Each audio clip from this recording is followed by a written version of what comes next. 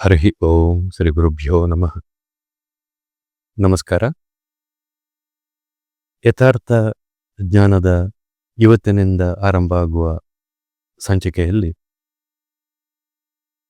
ನಾವು ಭಕ್ತಿಯ ಬಗ್ಗೆ ವಿಶೇಷವಾದ ಸಾಕಷ್ಟು ಆಳವಾದ ಚಿಂತನೆ ಮಾಡುವ ಪ್ರಯತ್ನ, ಮುಖ್ಯವಾಗಿ ಗೋಪಿಕಾ ಸ್ತ್ರೀಯರ ಭಕ್ತಿಯ ಬಗ್ಗೆ ಚಿಂತನೆ ಮಾಡಲಿಕ್ಕಿದ್ದೇವೆ.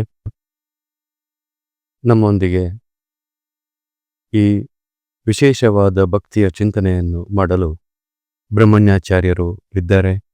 ಆಚಾರ್ಯರೇ, ಸ್ವಾಗತ ಹಾಗೂ ನಮಸ್ಕಾರ. ಭಗವಂತನಲ್ಲಿ ಪ್ರಾರ್ಥನೆ ಮಾಡುವಾಗ ಅಥವಾ ಯಾವುದೇ ಕರ್ಮ ಮಾಡುವಾಗ ನಾವು ಫಲದ ಅಪೇಕ್ಷೆ ಇಲ್ಲದೆ ಭಗವಂತ ಜ್ಞಾನ, ಭಕ್ತಿ, ವೈರಾಗ್ಯವನ್ನು ನಮಗೆ ಕರುಣಿಸುವಂತ ಪ್ರಾರ್ಥನೆ ಮಾಡಬೇಕಂತ ಜ್ಞಾನಿಗಳು ಹೇಳ್ತಾರೆ. ಈ ಜ್ಞಾನ, ಭಕ್ತಿ, ವೈರಾಗ್ಯ ಅಂತ ಹೇಳಿದ್ರೆ ಏನು ಮತ್ತು ಯಾಕೆ ಬಿಡಬೇಕು, ಇದರ ಬಗ್ಗೆ ಒಂದು ಸ್ಥೂಲವಾದ ಚಿಂತನೆಯನ್ನು ಕೊಡಬಹುದಾ? ಶ್ರೀ ಗುರುಭ್ಯೋ ನಮಃ. ಹರಿ ಓಂ. ಕೃಷ್ಣಂ ವಂದೇ ಜಗದ್ಗುರು. ಪರಮ ಪೂಜ್ಯ ಪ್ರಾತಸ್ಮರಣೀಯರಾದಂತಹ ಶ್ರೀ ಪೇಜಾವರ ಮಠಾಧೀಶರಾದ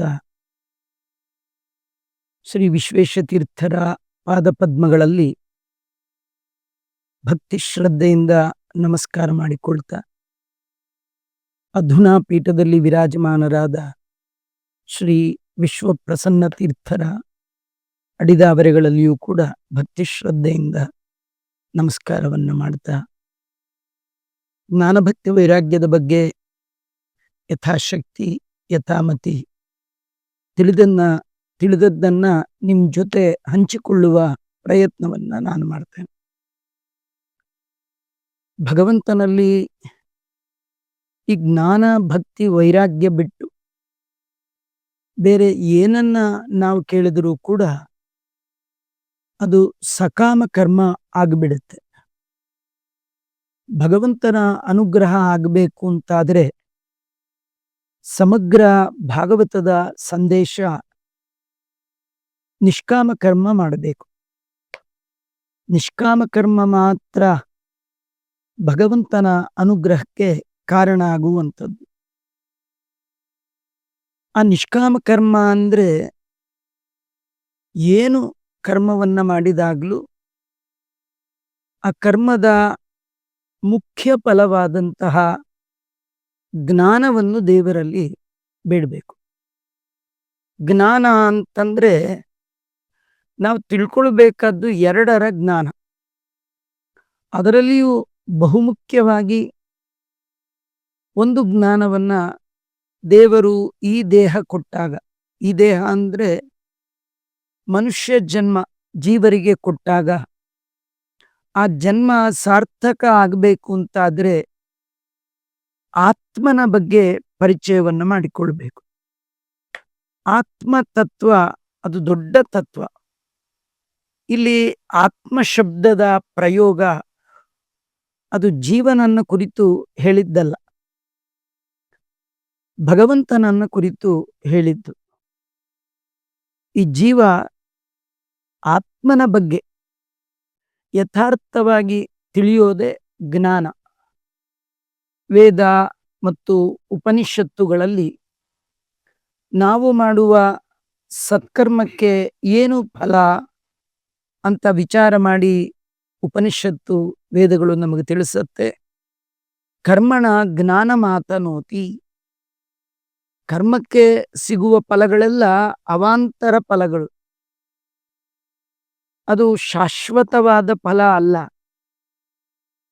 ಆ ಫಲಗಳು ಪರಮಾತ್ಮನ ಅನುಗ್ರಹಕ್ಕೆ ಕಾರಣ ಆಗುವಂಥದ್ದು ಅಲ್ಲ.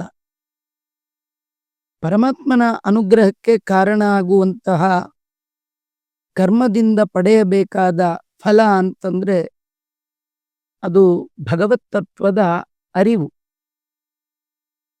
ಏನನ್ನು ತಿಳಿದಾಗ ಎಲ್ಲವನ್ನೂ ತಿಳಿದಂತೆ ಆಗತ್ತೋ ಅಂಥ ಒಂದು ತತ್ವ ಭಗವಂತ. ನಾವು ಎಲ್ಲ ತಿಳಿದು ಯಾರನ್ನು ತಿಳಿಬೇಕಿತ್ತೋ ಅವನನ್ನು ತಿಳಿದೇ ಇದ್ರೆ ಎಲ್ಲ ತಿಳುವಳಿಕೆಗಳು ವ್ಯರ್ಥ ಆಗತ್ತೆ.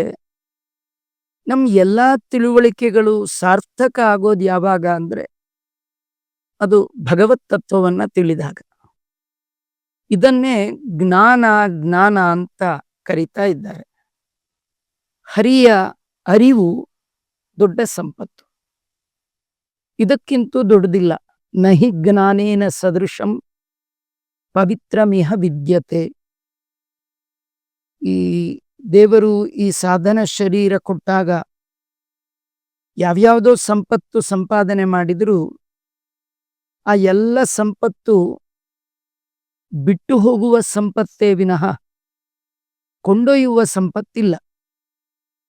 ಎಲ್ಲ ಸಂಪತ್ತಿಗೆ ಇದೇ ಜನ್ಮದಲ್ಲಿ ಕಟ್ಟಾಗತ್ತೆ. ಯಾವ ಸಂಪತ್ತು ಕಂಟಿನ್ಯೂ ಆಗುವಂಥದ್ದಲ್ಲ. ಆದರೆ ತತ್ವಜ್ಞಾನ ಅಂತೇನಿದೆ, ಭಗವಂತನ ಅರಿವು ಅಂತೇನಿದೆ, ಇದು ಕಟ್ಟಾಗುವ ಸಂಪತ್ತಲ್ಲ, ಕಂಟಿನ್ಯೂ ಆಗುವ ಸಂಪತ್ತು.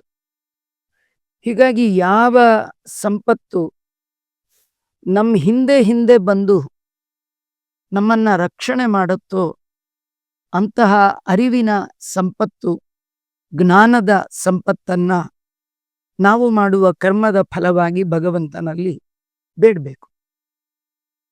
ನಿಮಗೆ ಆ ದೇವರ ಬಗ್ಗೆ ಸರಿಯಾದ ಪರಿಚಯ ಆಯಿತು ಅಂತಾದಾಗ ಅವನನ್ನ ಒಂದು ಕ್ಷಣ ಬಿಟ್ಟಿರ್ಲಿಕ್ಕೆ ಆಗದೇ ಇರುವಷ್ಟು ಆತ್ಮ ಪರಮಾತ್ಮರ ಸಂಬಂಧ ಬೆಸೆಯುತ್ತೆ. ಈ ಆತ್ಮ ಪರಮಾತ್ಮರ ನಿಷ್ಕಲ್ಮಶವಾದ ಸಂಬಂಧ ಜ್ಞಾನದಿಂದ ಏನು ಉಂಟಾಗಿದೆ ಇದನ್ನೇ ಪ್ರೀತಿ ಅಂತ ಕರೀತಾರೆ. ಪ್ರೀತಿಗೆ ಬಹುಮುಖ. ತಾಯಿಯಲ್ಲಿ ಪ್ರೀತಿ, ತಂದೆಯಲ್ಲಿ ಪ್ರೀತಿ, ಮಕ್ಕಳಲ್ಲಿ ಪ್ರೀತಿ, ಮಡದಿಯಲ್ಲಿ ಪ್ರೀತಿ, ಭೌತಿಕ ಸಂಪತ್ತುಗಳಲ್ಲಿ ಪ್ರೀತಿ. ಈ ಎಲ್ಲ ಪ್ರೀತಿಗಳಿಗಿಂತಲೂ ದೊಡ್ಡದಾದ ಪ್ರೀತಿ ಪರಮಾತ್ಮನಲ್ಲಿ ಮಾಡುವಂಥದ್ದು. ಆ ಹಿರಿಯ ಪ್ರೀತಿಯನ್ನೇ ಭಕ್ತಿ ಅನ್ನುವ ಹೆಸರಿನಿಂದ ಕರೆದಿದ್ದಾರೆ. ಆ ಭಕ್ತಿಯ ಒಳಗೆ ಅರಿವಿರಬೇಕು. ಅರಿವಿನೊಂದಿಗೆ ಮಾಡುವ ಪ್ರೀತಿಗೆ ಅದು ನಿಜವಾದ ಭಕ್ತಿ ಅಂತ ಕರೆಸ್ಕೊಳ್ಳುತ್ತೆ. ದೇವರಲ್ಲಿ ಈ ಬಗೆಯ ಭಕ್ತಿ ಬಂದಾಗ ದೇವರನ್ನು ಬಿಟ್ಟು ಉಳಿದೆಲ್ಲ ಪದಾರ್ಥಗಳಲ್ಲಿ ಅಲಂಭಾವ, ಬೇಕು ಬುದ್ಧಿ ಹೋಗಿ ಸಾಕು ಬುದ್ಧಿ ಬರುತ್ತಲ್ಲ, ಸಾಕು ಸಾಕು ಸಾಕು, ದೇವ್ರೇ ನೀನೊಬ್ಬನೇ ಬೇಕು ಅನ್ನುವಂಥದ್ದಿದೆಯಲ್ಲ, ಈ ಒಂದು ಹಂತಕ್ಕೆ ವೈರಾಗ್ಯ ಅಂತ ಕರೀತಾರೆ. ಹೀಗೆ ಭಗವಂತನ ಕರ್ಮವನ್ನ ಯಾವುದೇ ನಾವು ಮಾಡಿದಾಗ, ಆತನಲ್ಲಿ ಶರಣು ಹೋದಾಗ ಅವನಲ್ಲಿ ನಾವು ಕೇಳಬೇಕಾದ 3 ಜ್ಞಾನ, ಭಕ್ತಿ ಮತ್ತು ವೈರಾಗ್ಯ. ಇದು ಜ್ಞಾನ, ಭಕ್ತಿ, ವೈರಾಗ್ಯಗಳ ಒಂದು ಸ್ಥೂಲ ಪರಿಚಯ ಅಂತ ನಿಮ್ಮ ಪ್ರಶ್ನೆಗೆ ಉತ್ತರ ರೂಪವಾಗಿ ನಾನು ಹೇಳ್ಬೋದು. ಧನ್ಯವಾದ. ಬಹಳ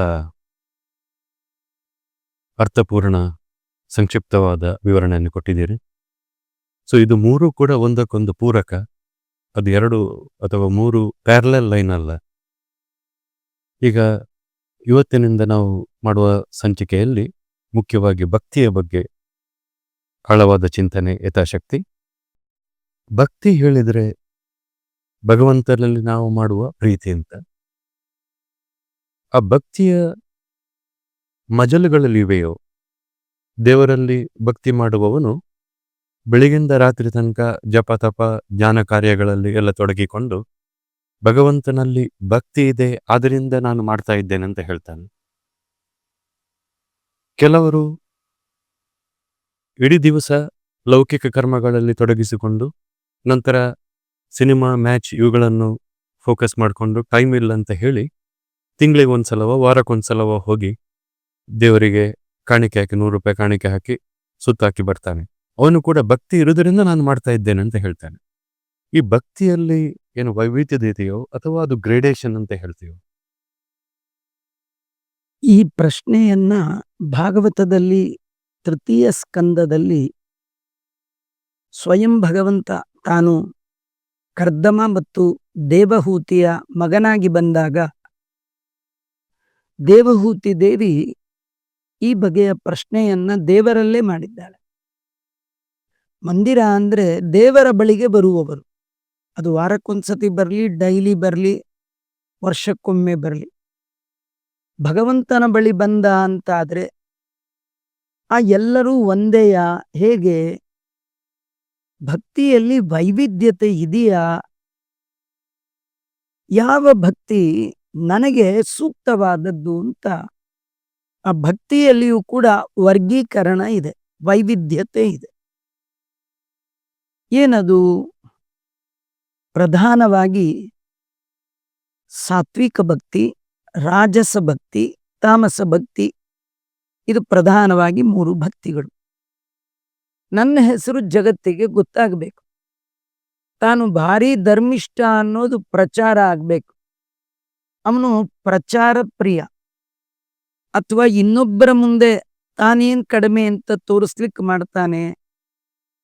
ಭಗವಂತನ ಬಳಿ ಬಂದಾಗ ಕೇವಲ ಭಕ್ತಿ ಬೇಕು. ಆ ಭಕ್ತಿಯ ಹಿಂದೆ ಮುಂದೆ ಮತ್ತೊಂದಿರಬಾರದು.